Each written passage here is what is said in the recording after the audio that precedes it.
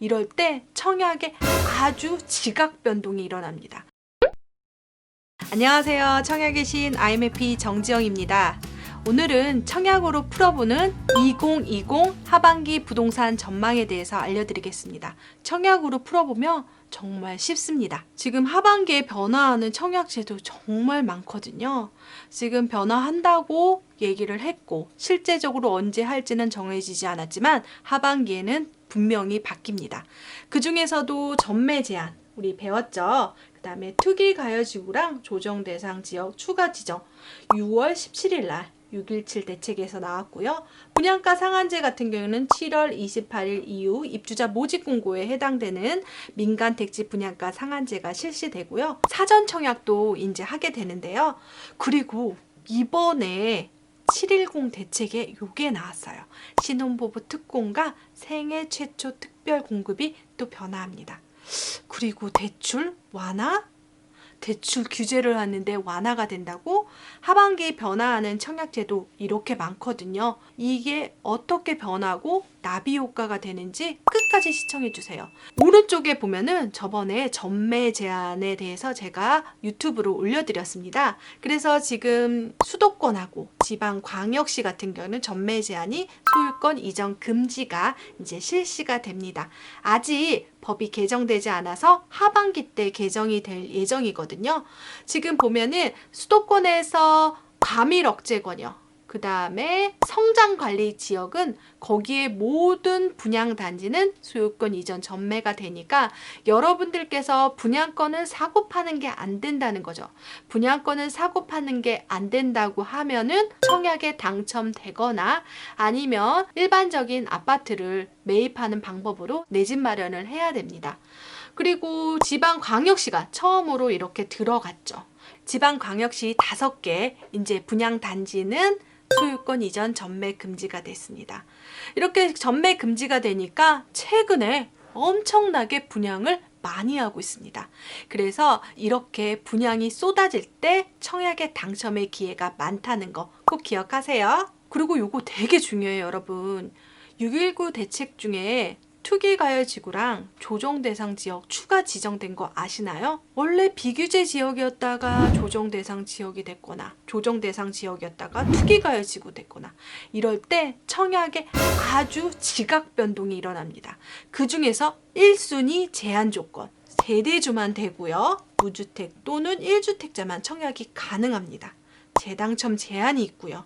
24개월 통장이 필요합니다. 그런데 투기 가열지구는 2년 거주해야 되고요.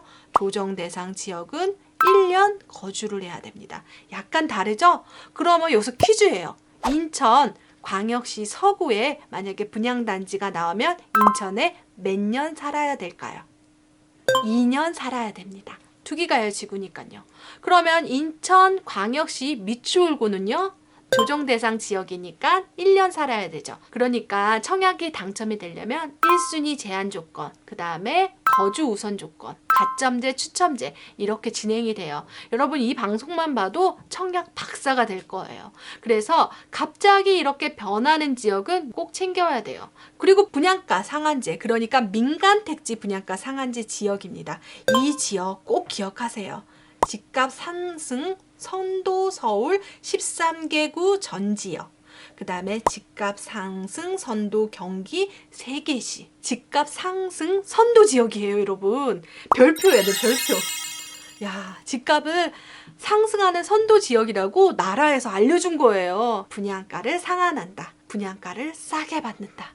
분양가 노또다. 그 지금 하는 게 뭐예요? 2020 하반기 부동산 시장 전망! 이렇게 밀어내기 분양을 하고 있다. 그런데 분양가 상한제에서 안 좋은 점이 하나 있습니다. 어떤 거요?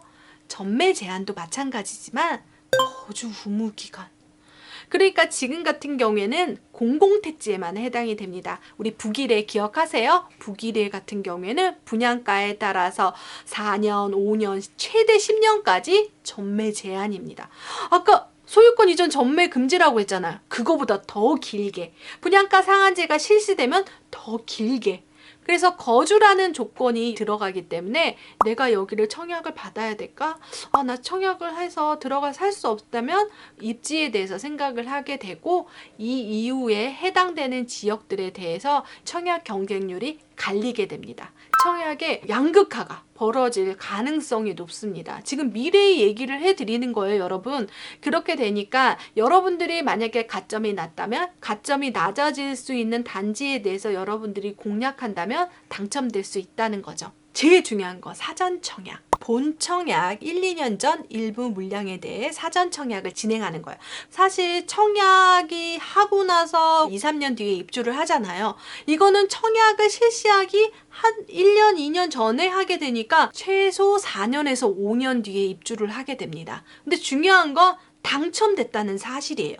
우리가 계속 기다리는 게 좋아요? 아니면 그래도 당첨이 돼가지고 좀 먼 기간이라도 하는 게 좋아요? 지금 당장 필요하지 않는다면 조금 길어도 상관이 없다는 거죠. 그래서 사전 청약에 당첨된 사람은 본 청약까지 자격이 유지되면 자격 유지입니다. 100% 당첨이에요.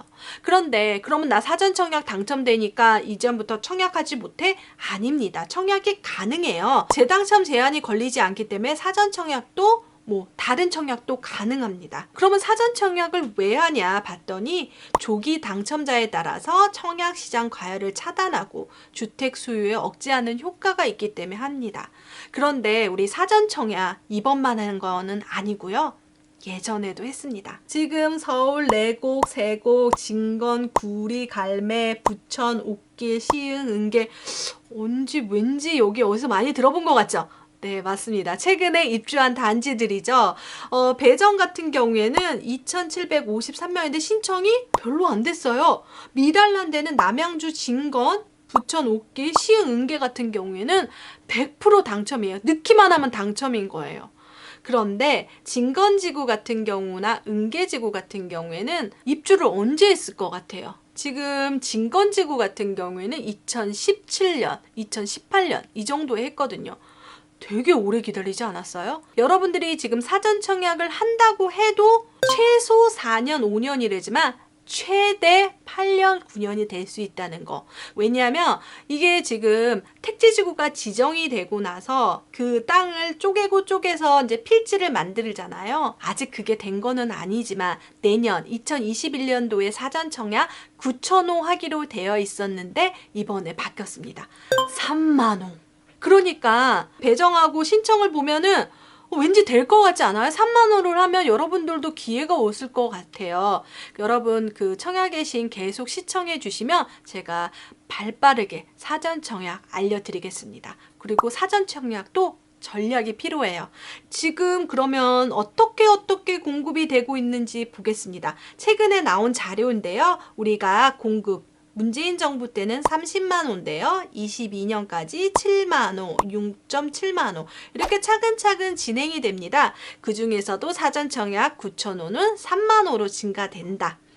그런데 우리가 이렇게 3개 신도시를 기다리고 있지만 공공주택은 50% 이상, 공공임대는 35%.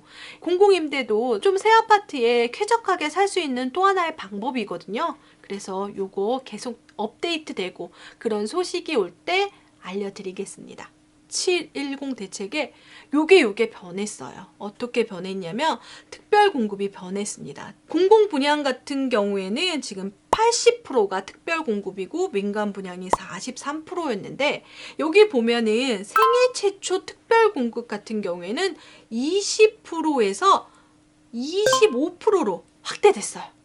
그리고 민간 분양에 없었잖아요. 요게 7%에서 14% 증가됐습니다. 여러분 이렇게 특별 공급이 증가되면 여러분들에게 기회가 많은 거예요. 공공 같은 경우에는 특별히 85%죠. 그런데 아쉬운 건 일반 공급이 15%로 줄어든다는 거예요. 그리고 지금 민영주택은 두 가지가 있습니다. 땅 자체가 공공택지라 민간택지인데요. 공공택지의 민간 분양은 가천 프로지오 벨라르테, 민간 택지의 민간 분양은 상도역 롯데캐슬 구별 딱 했죠. 그럴 때 공공택지 안에 민간 분양 같은 경우에는 15%가 지금 생애 최초 특별 공급이 되니까 57%에서 15%를 빼니까 42% 이렇게 줄어들게 되는 거예요. 생애 최초 특별 공급이 확대됐다. 그러니까 여러분 하반기 때는 자격이 되시는 분은 넣을 수 있는데요. 중요한 건 일반 공급이 줄어들었다는 거죠. 이렇게 물량이 줄어들면 어떤 효과가 있냐면 가점이 조금 높아질 수 있다. 그거 꼭 기억하시고요. 가점이 높아지니까 좀 더 전략적으로 해야 된다. 그렇게 보시면 되겠습니다. 그래서 지금 신혼부부 특공하고 생애 최초 특공의 소득 완화도 있는데요. 어떤 거냐면 지금 아무리 조건이 돼도 마지막 허들인 소득에서 많이 탈락이 됩니다.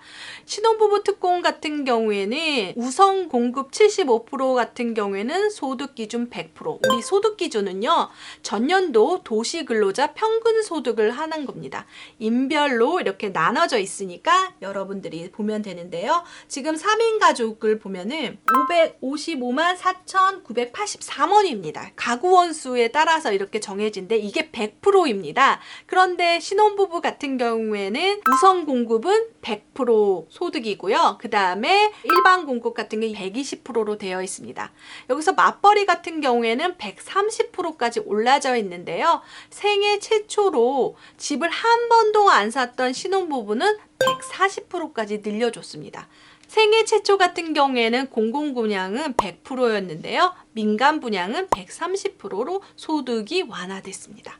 그래서 여러분들은 소득 완화 때문에 자기가 조건이 될 수도 있다. 그거 꼭 기억하시고 여러분들이 이런 조건을 잘 챙겨서 특공에 지원하시면 되겠습니다. 대출 완화! 그런데 여기서 보면은 무주택자나 1주택자 같은 경우에는 지금 LTV 같은 경우에는 조건이 있습니다. 10% 상향을 해줘요. 70%는 안 되나 봐요. 그러니까 투기가해지구는 40%에서 50%. 그 다음에 조정 대상 지역은 50%였는데 60%. 약간은 조금 상향해 줬다. 이거는 주택담보대출에서 나온 건데요. 대출을 내면 무조건 6개월 이내 전입 처분 조건입니다. 중도금 대출을 받으면 6개월 이내 처분? 이 기준은 아마도 입주 당시로 될 것 같은데요. 내가 지금 중도금 대출을 받게 되면 입주 당시 무주택자는 6개월 이내 전입, 그 다음에 1주택자는 처분하고 전입 조건이 될 것 같아요.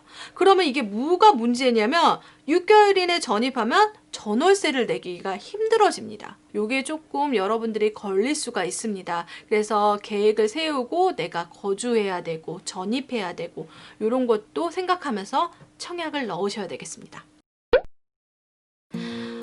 진짜 많이 변화했는데요. 계속 변화하는 이유는 뭘까요?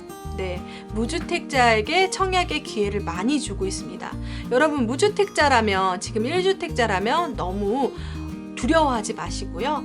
부자는 바뀌는 룰에 베팅한다고 합니다. 청약 제도가 바뀌면 전략을 다시 세워서 꼭 당첨되시길 바라겠습니다. 오늘 2020 하반기 부동산 전망 유익하셨나요? 구독, 좋아요, 알림 설정 꼭 해주세요. 감사합니다.